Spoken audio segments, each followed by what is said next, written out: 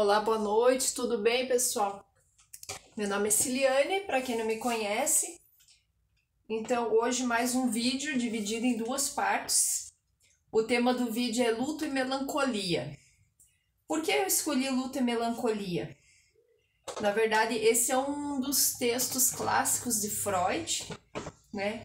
Onde eu achei assim, bem interessante nos dias de hoje, onde nós estamos vivendo muitas situações de luto devido a essa pandemia, né? Muitas mortes. E também o luto de uma maneira geral, até eu vou explicar, que não se trata somente de algo relacionado à morte, à perda de um ente querido, mas também outros tipos de perda, tá bom? Então vamos lá.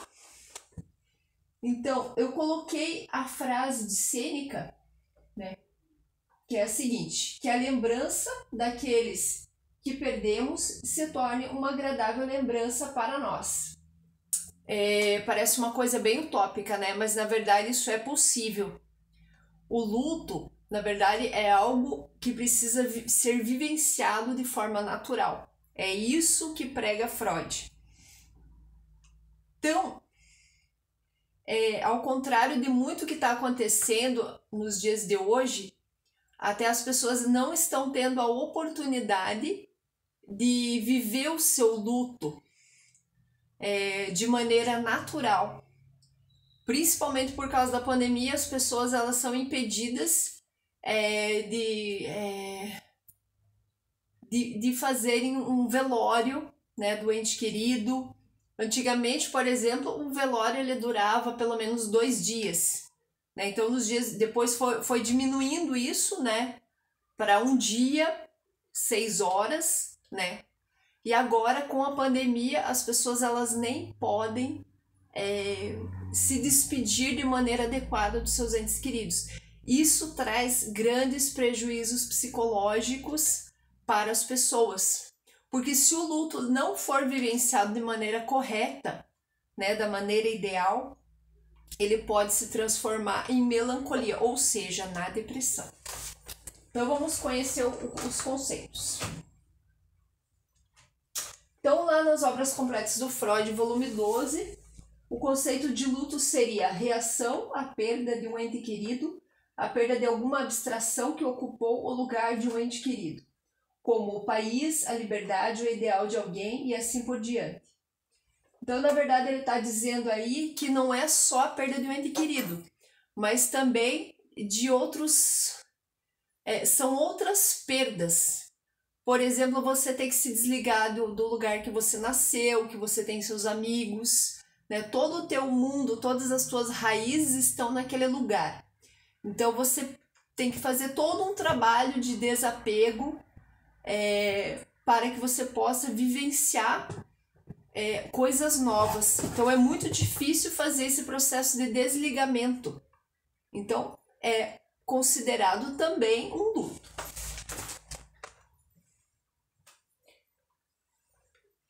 Então, Freud defendia essa ideia, que nós não podemos considerá-lo, né, o luto no caso, como sendo algo, ou melhor, como sendo uma condição patológica e submetê-lo ao tratamento médico.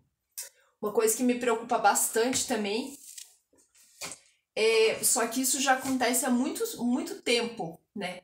Não só agora, mas há décadas atrás já vem acontecendo, por exemplo, das pessoas se automedicarem, né? Até emprestam um psicotrópico de parente para justamente porque não se acham na condição de suportar um luto.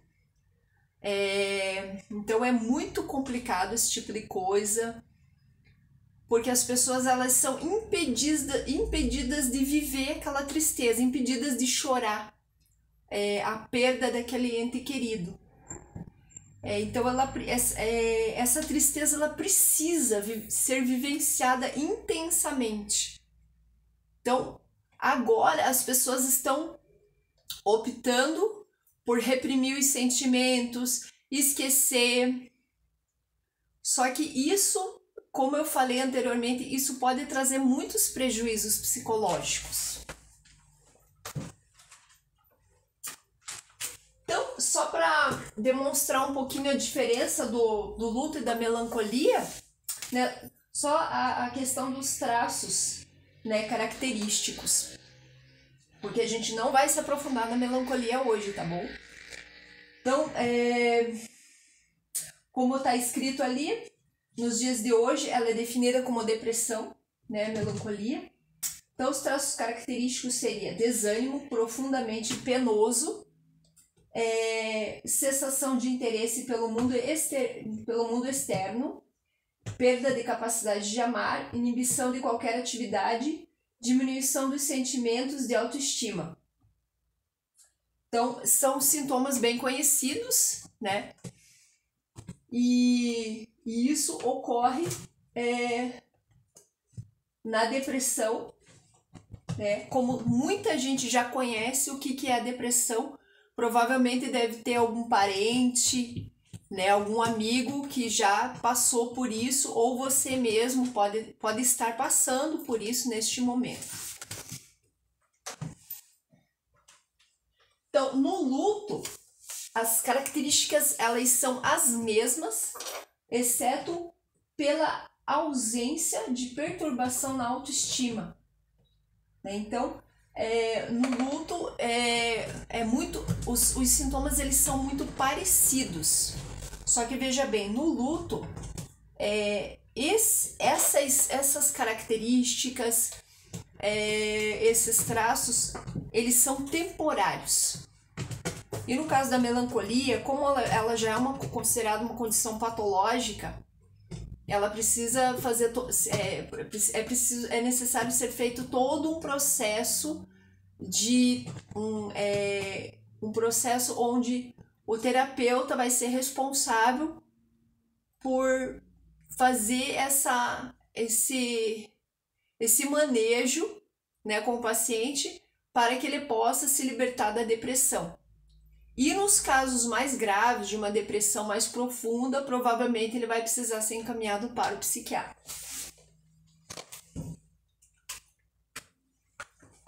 Então, como que funciona o luto, né? Então,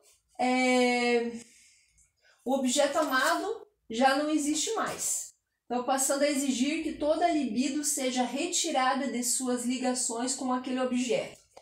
Então, como que funciona isso? Você perdeu uma pessoa da tua família, né? Vamos usar a morte mesmo, né? Como um exemplo. Você tem uma ligação muito forte com aquela pessoa, ou seja,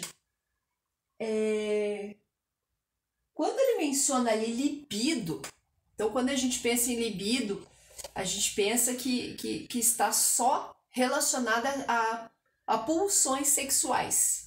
Mas não está relacionado só a pulsões sexuais. Na verdade, eu vou colocar aqui já. O conceito de libido é a energia que está na base das transformações da pulsão sexual, mas também energia vital. A energia aproveitável para os instintos da vida. Ou seja, você tem uma ligação muito intensa com essa pessoa e a tua energia vital está dedicada à rotina que você viveu com essa pessoa, às memórias, a toda a convivência. Então você trocava experiências com essa pessoa. Então ela tem uma representação muito importante na tua vida, então é muito difícil você se desligar dela. Então, isso precisa ser trabalhado. Só que veja bem, no caso do luto, como Freud defende, o luto, ele precisa viver o seu processo natural. Então aqui, no caso, esse processo acontece da seguinte forma. A pessoa, ela procura o isolamento, geralmente, né? e ela quer lembrar intensamente de tudo aquilo que ela vivenciou com essa pessoa. Ela tem essa necessidade de falar sobre a pessoa. E o que acontece nos dias de hoje? As pessoas, elas estão sendo reprimidas. Elas estão optando por serem reprimidas. Preferem esquecer, muitas pessoas às vezes voltam ao trabalho muito rápido.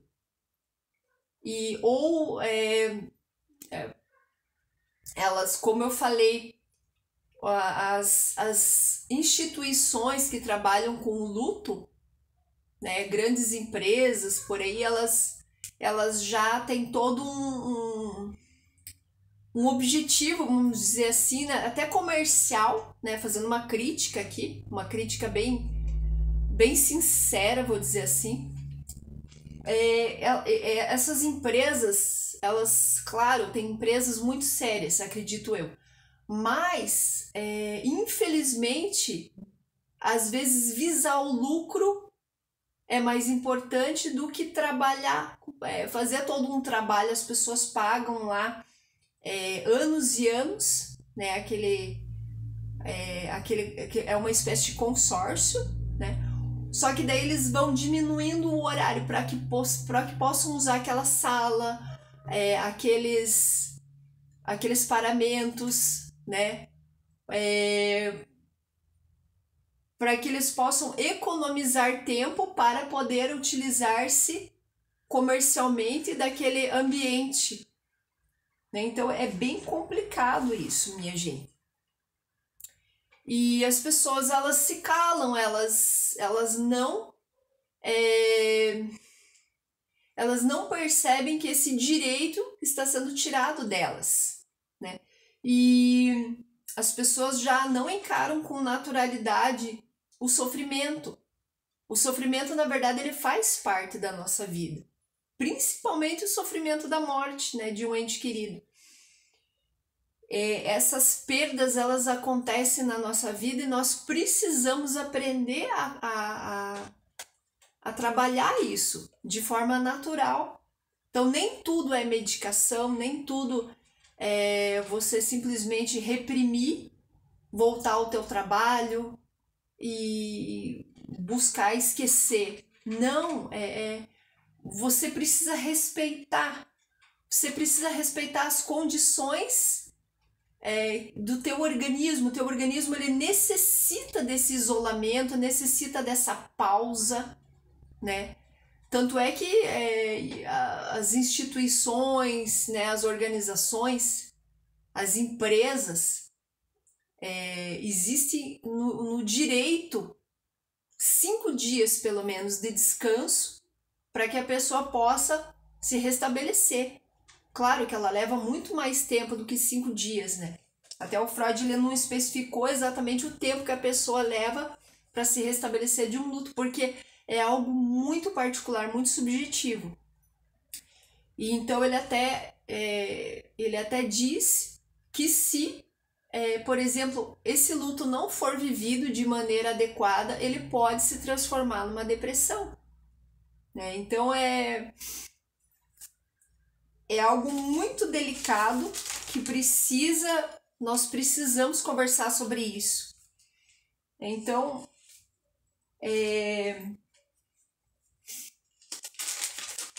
o luto, ele na verdade,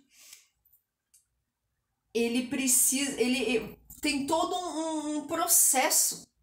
Então, você tá ligada àquela pessoa. Então, ele é um processo muito penoso, né? Então, ele até utiliza aqui os termos, é um estado de espírito penoso, né? Então, a mesma perda de interesse pelo mundo externo, na medida em que não evoca este alguém, a mesma perda da capacidade de adaptar a um novo objeto de amor, né? O que significa substituí-lo. Na verdade, é isso mesmo. Aquele objeto de amor, ele precisa ser substituído. Porque a tua energia vital, a tua libido, ela precisa se desligar. Só que isso acontece de uma maneira muito... tem pessoas que levam muitos anos para se recuperar dessa perda. Então, acontece de uma maneira muito fragmentada, né? Ela vai trabalhando todo o interior dela. Então, acontece todo esse processo e ela aos poucos vai transformando toda aquela dor em saudade, né? Como diz Sêneca. Então, o objeto amado, ele já não existe mais. Então,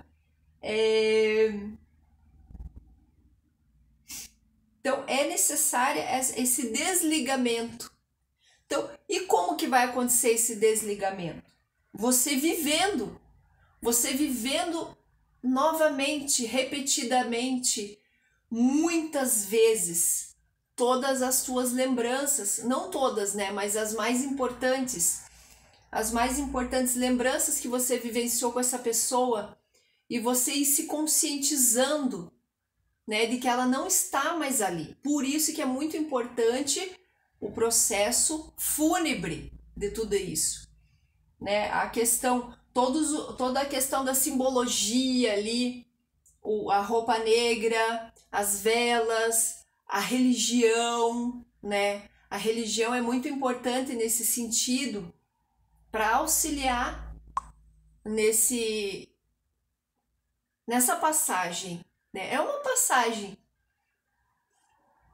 e não existe outra receita.